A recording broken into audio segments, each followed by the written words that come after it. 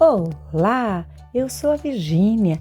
Seja bem-vindo ao canal Falachinha, com mensagens entre amigos, onde eu desejo a você e a sua família a paz do Senhor. E aí, como você tem passado? Espero que você realmente esteja na paz do Senhor. Empolgado para ouvir o que eu tenho para contar hoje? Então, vamos continuar. Lembra que ontem eu falei das bodas do Cordeiro, do Reino, e que todas são promessas do Altíssimo e que ainda vão acontecer? Então, hoje eu continuo perseverar o propósito de uma vida, o 8º capítulo da 2ª parte, chamado Graça. Mesmo infestando o mundo com suas maldades por causa de Jesus, como expliquei o propósito de Deus, Isaías 46:10, continua em pé e o diabo perdeu. Por isso que intenta contra a humanidade para que não alcance tais vitórias. Bom, não cabe a nós saber o tempo e hora, mas vigiar, conforme Mateus 24:36 e 42-44, pois, pelo que observamos, estamos vivendo tempos proféticos. O tempo que se refere ao princípio das dores parte dos fins dos tempos, todavia longe do fim do mundo, como muitos pregam. Para isso há ainda um longo período, mas acontecerá. Contudo, o que poderá ser em breve será então o tão famoso arrebatamento. Assim explicarei com minhas palavras o que entendo de como será este acontecimento. Antes de o arrebatamento acontecer, a igreja passará parte deste princípio das dores. Creio que já estamos nisso, né? Mateus 24, 4-8. Onde haverá então tempo de grande terror, dificuldade e perseguição.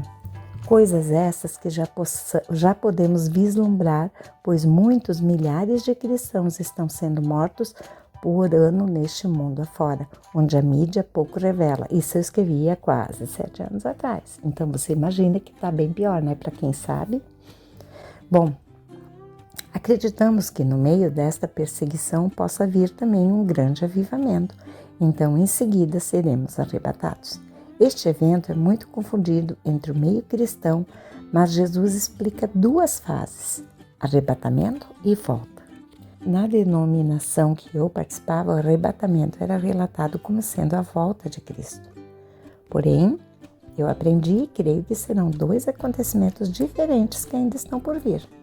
1 Tessalonicenses 4:13-18, Mateus 24 explica o arrebatamento e a volta junto. O arrebatamento poderia ser comparado com a Arca de Noé moderna, Mateus 24:37, e espiritual, que já está preparada desde quando Jesus ressurgiu.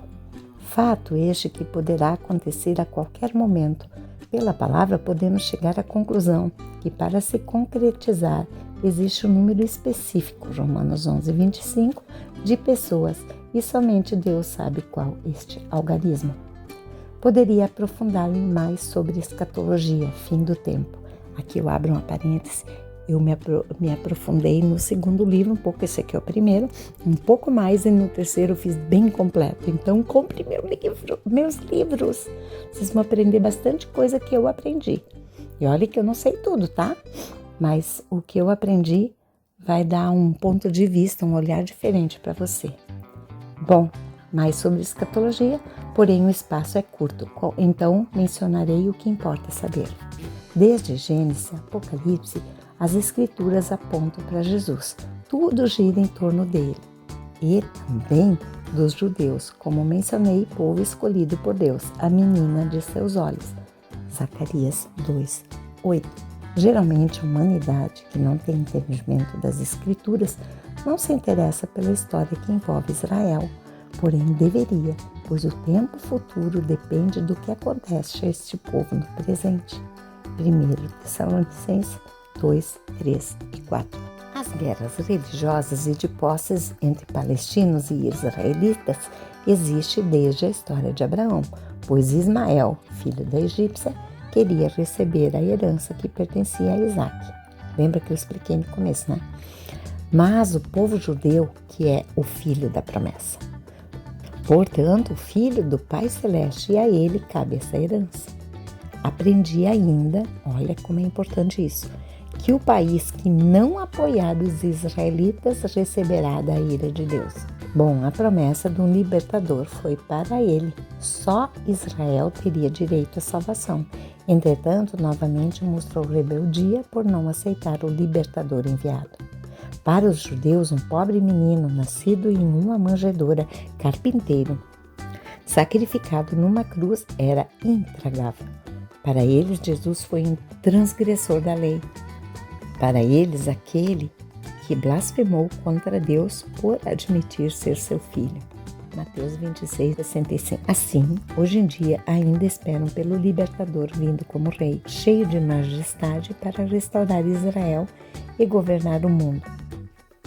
Não aceitando Jesus, João 1,11, como o Messias prometido, acabaram aceitando outra mentira de Satanás, a história deturpada. Mateus 28, 11 a 15, até a atualidade. Mas mesmo assim, Deus não os abandonará. Romanos 9, 27 a 29, por causa da aliança que eles fez. Sofonias 3, 13. O bom é que por causa da incredulidade deste povo, Atos 4, 11, houve vantagens aos que creem. Porque se na época tivessem recebido Jesus como Messias, ele, ao voltar à sua casa celestial, teria levado seu povo junto. Como não o receberam, João 1,11, Deus, para lhes causar ciúmes, Romanos 11, abriu como se fosse um portal, o período da graça que eu já comentei, né?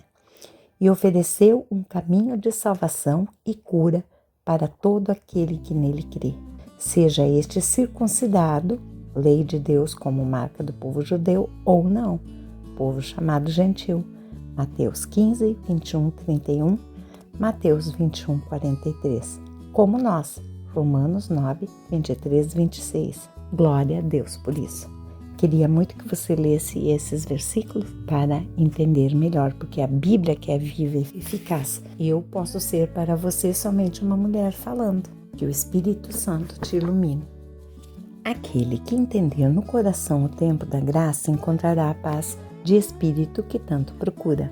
Bem-aventurados aqueles cujas iniquidades são perdoadas e cujos pecados são cobertos.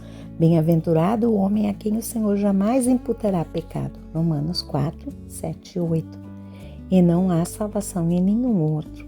Atos 4, 13, 12. Por causa da queda do homem, a única maneira, o único caminho de chegarmos novamente a Deus é através de Jesus Cristo. João 11, 25. Não existe atalho, nem ouro, prata que paguem um lugar no céu, como igrejas comercializam o Evangelho. Nem adianta apelar para santos, pois o único santo que existe se sacrificou por nós foi Jesus. Para muitos isso pode ser duro, mas é a verdade. João, Pedro são considerados santos, como nós em Cristo somos para Deus. Agora muitos são idolatrados.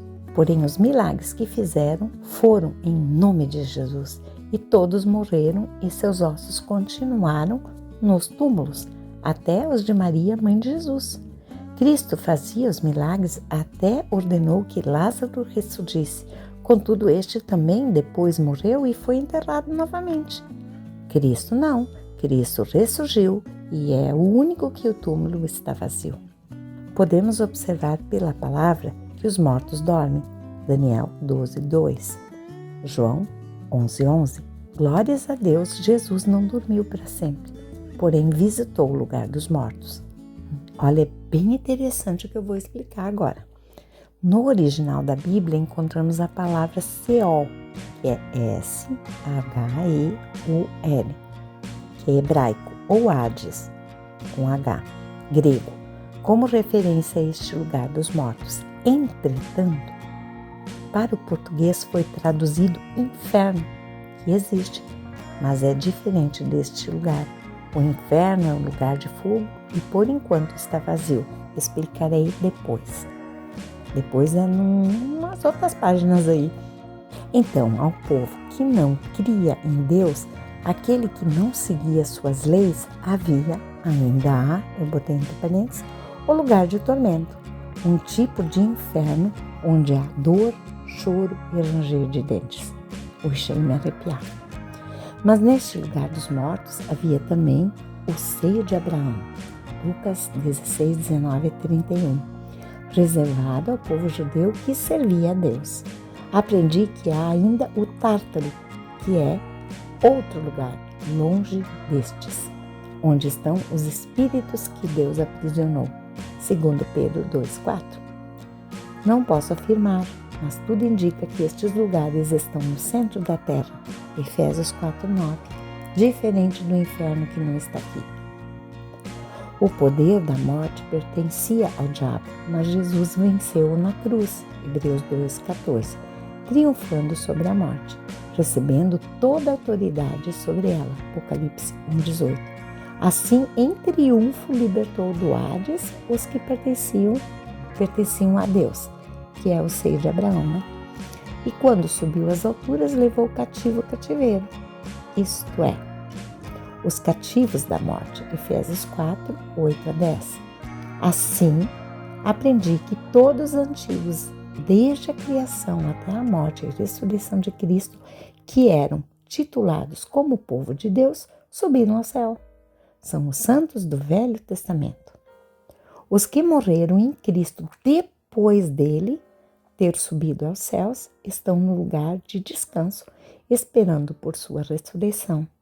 E os antigos, os que morreram depois e não são de Deus, nem de Jesus, continuam no lugar de tormento. Bom, Jesus prometeu vir nos buscar, João 14,3, e quando isto acontecer, ocorrerá primeiro a ressurreição dos mortos, salvos em Cristo, que morreram depois que ele foi levado às alturas. Estes ouvirão a trombeta e subirão aos céus e receberão os novos corpos. 1 Coríntios 15, 50, 58, 1 João 3, 2. E os cristãos que estiverem vivos aqui na terra subirão logo em seguida. E por não terem morrido ainda, possuem um corpo mortal. Então, neste instante do arrebatamento, como num piscar de olhos, desaparecerão como se fossem aspirados por um imã, onde automaticamente ocorrerá a transformação recebendo corpos celestiais. Filipenses 3, 20 e 21. Importante, neste momento, ninguém mais, somente os cristãos que verão o Senhor nos ares. Vou deixar você um pouco curioso para continuar, se Deus permitir, amanhã o restante. Ai, Senhor, que alegria! Estaremos sempre contigo. Obrigada mais uma vez, Jesus. Oh, que teu Espírito Santo toque essa pessoa aqui, se ela não tem entendimento ainda, que ela possa ter entendimento de tudo que tu está preparando para nós. Te louvo, te agradeço por este momento desde já, em nome de Jesus. Amém. Até amanhã, gente boa, se Deus permitir.